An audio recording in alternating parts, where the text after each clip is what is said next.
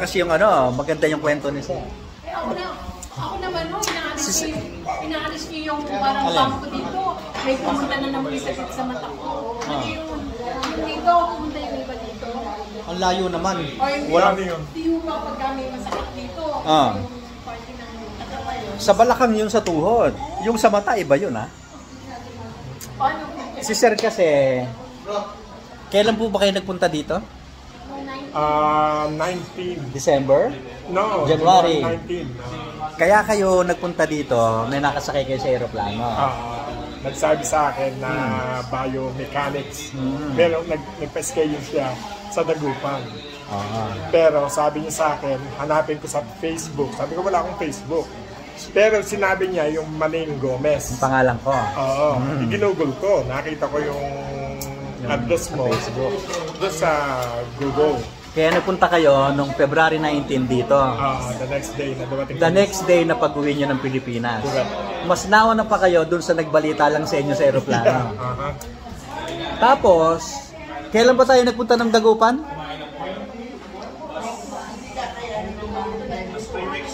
3 weeks ago, no? Yung nagbalita sa inyo, nilapitan din ako. Sinabi niya sa akin, kayo daw ang nagsabi sa kanya nung nasa aeroplano kayo. Hindi. Siya ang nagsabi sa akin. Oo nga, siya ang nagsabi sa inyo. No? Sabi niya, pumunta kayo dito. Pero inunahan niyo siya. Eh, hindi ko naman inunahan. Na-curious lamang ako.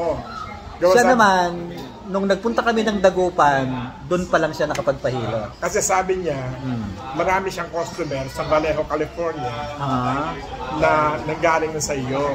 Opo. Marami po talaga. Due for operation. Opo. Pero hindi na natuloy ang operasyon dahil sa gumaling sila. So ooperahan dapat, ngayon hindi na inopera. Ay ako, naka-schedule din ang operahan sa April. Opo. Kaya ako na-curious naman.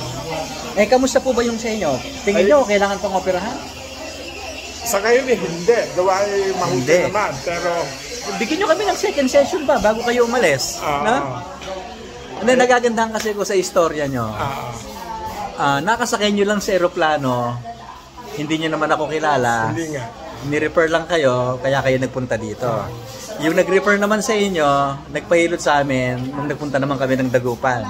Sinabi niya, ako po yung nagsabi doon sa isang customer na in-interview nyo.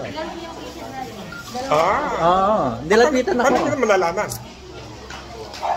Di ba kaya nga siya umuwi ng Pilipinas para magpunta sa amin? Paano niya nalaman nagpatingin ako sa iyo? Nakita sa video.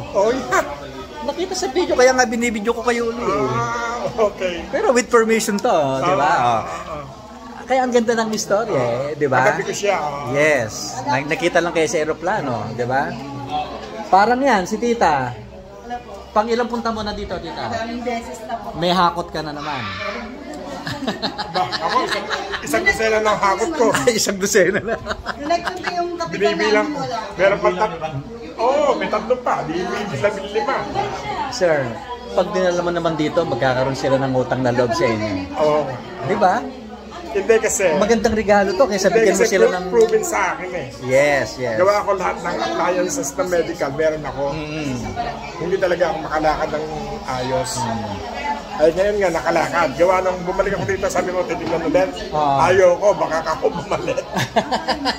Hanggat hindi sumasakit, huwag na natin galawin. Hindi sumasakit, ba't gagalawin? Yes, that's true. That's correct. Kung wala namang sira, anong i-repair natin? Di ba? Baka tama yan. Next year ulit. Kung sa Amerika pa lang may solusyon ka na, hindi ka na uwi ng Pilipinas. Filipino is the best. Hindi, siya umuwi siya. Mas magaling tayo sa mga Amerikano. Pag siya dumating, meron siyang naka-schedule na siya eh. Meron na siyang, sabi ko, naka-schedule, darating pa lang tayo. Hindi, yung sa pating na siya. Ako naka-schedule ako for operation sa April 2. Yung kasing nagbalita sa kanya, nakasabay lang niya sa aeroplano. Maraming pinapunta yun dito, subject for operation, ngayon hindi na in-opera. Pero not all cases not all cases, disclaimer lang po. May pagkakataon ang kailangan natin mga doktor. Mga doktor ang kailangan natin. Kahit kami mo, nagpapatikin ho kami sa doktor. Pero yung tuhod ko, Oo. bone to bone. Bone to bone. Ngayon, pero hindi naman masakit. Nung primero nga masakit sa akin dito Balakang. sa balakang. Tapos pag sumakit to, apektado na lahat. Yung para mas pinitigil ko yung paglalakad ko. Tapos hindi ko na kaya lang masakit. Kasi sa US, ang gagawin po dyan, ooperahan eh. No? Ito nagpirahan ko. Maraming. Last, Operado na, may biyak na. ay, naka-schedule ko. Pero hindi rin ho guaranteed, ano? Ang gagawin, dalawa na yung operahan. Ay sa ngayon, nailalakad ko. Sa US po kasi palibasa may mga insurance. Sumakit ang tuhod, knee replacement. Sumakit ang balakang, hip replacement. Baka po makuha pa natin sa hilot-hilot. Pero pag hindi na kaya sa hilot, magpa-opera na kayo. Yun naman po yan, no? Kasi may cases talagang ang kailangan natin, operasyon, mga doktor. No? Pero may cases naman, nakukuha pa naman sa hilot. Oo. Ganun po yan. Pero yung mga Sige. dinala ko naman yung naman sila reklamo. Ayun, tanong So ko far. Pag nagreklamo, kayo po ang sisisihin. Gawati. Pag sinisi po kayo, sisihin niyo naman po ako. Pasahan lang yan eh. Hindi. Ang sinasabi ko, wala akong pakalan sa... Yung sa akin ang inaano ko. Okay. Tama naman yung kanya-kanyang desisyon yan eh. Hindi naman kayo pinilit eh, di ba? Yun po yun. Tsaka dito, laki ng natipid nyo. Ay sila, mga... Kwentahin nyo po yung operasyon nyo. Mga taga-Norway din sila eh. Mga taga-Norway. Kalahating milyon ang isa. Kalahating milyon. Kanina ho, may taga San Diego naman po dito. San Diego. Tapos taga-Canada, no? Yung mga nandito kanina. Ang marami kong pumupunta ngayon, mga taga-ibang bansa po eh. Ay, Ayos. siguro doon sa States na ngayon, makapabalitan. Ayos, sige. Pagbalik po namin ng Kabanatuan, baka magkita uli kami noon. Magkikwentuhan din kami. Para yung nakausap niyo po sa aeroplano, magkikita uli kami noon. Ay, nag-aano siya, nagkikater sa Vallejo, California eh. Kaya marami siyang customer. Ay, yun nga. Ang daming taga-California na pumunta na rito. Awa ng Panginoon po. Awa ng Panginoon. Sige. Okay lang? Sige. Tapos si tita naman, no? Ito. Nakakailang dala Ito, taga-hakot din namin to. Dito. Ayan. Ito, sa kapitan. Dati, nung pumunta to rito, hindi makalakad ng malayo. Opo. Nung pag-uwi niya sa kanila, traffic, naglakad na lang pa uwi. Di ba ganun yung istorya mo, no? Dati hindi ako nakakapaglakad pag ngayon, Tsaka ngayon, napakaliksi po ng itsura mo.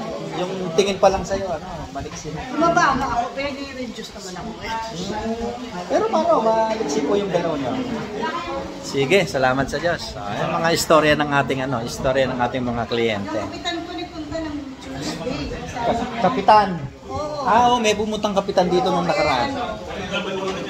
Ganyan gusto niyang bilhin. Kukuha siya ng hydrogen machine. Okay, sabihin daw sa inyo eh. Oo nga. Kaya kami kasi yun kailangan pala eh. ng proseso dun sa barangay na sinubukan. Okay. Sige, pwede. Oo, si Kapitan. Malaki po may tutulong yan sa sa internal. Kasi tayo ang ginagawa natin external. Pero sa internal, wala po tayong magagawa dyan. So, hydrogen water po ang makakatulong. Para saan ba yan? Kasi bago kami umalis tayo sa tubig Gusto niya kasi ilagay sa Internal yan. Internal. Ito yan, no? Hydrogen machine. Ito naman, coffee machine to. Para dito naman to sa May gatas yan ha? coffee. Sarap. Tingnan mo, tapos Brewed coffee. Tapang, no? gusto mo may caramel? Okay na to. Ano lang tayo? Brewed lang. Salamat sa Diyos. Siyempre, ang nagpapagaling ang Panginoon, no? Ang Panginoon. Kaya tayo nananalangin sa Diyos sa bawat pasyente na hinahawakan natin. Dumadaing tayo na bahala ka na po, Panginoon. No? Tapos mananalangin din ng pasyente kung sino man ang pakinggan. Di salamat sa Diyos, merong ginhawa na ipagkakaloob ang Panginoon. Sapagkat ang Panginoon, ang Diyos po ang nagpapagaling. Yan po ang ating sinasampalatayanan. Kaya humihingi tayo ng awa sa Diyos para sa ating mga pasyente, sa ating mga kliyente. Okay? Po, salamat sa Diyos. Good story. Kaya po, in-interview ko po si tatay. Tsaka si nanay. Salamat po sa Diyos.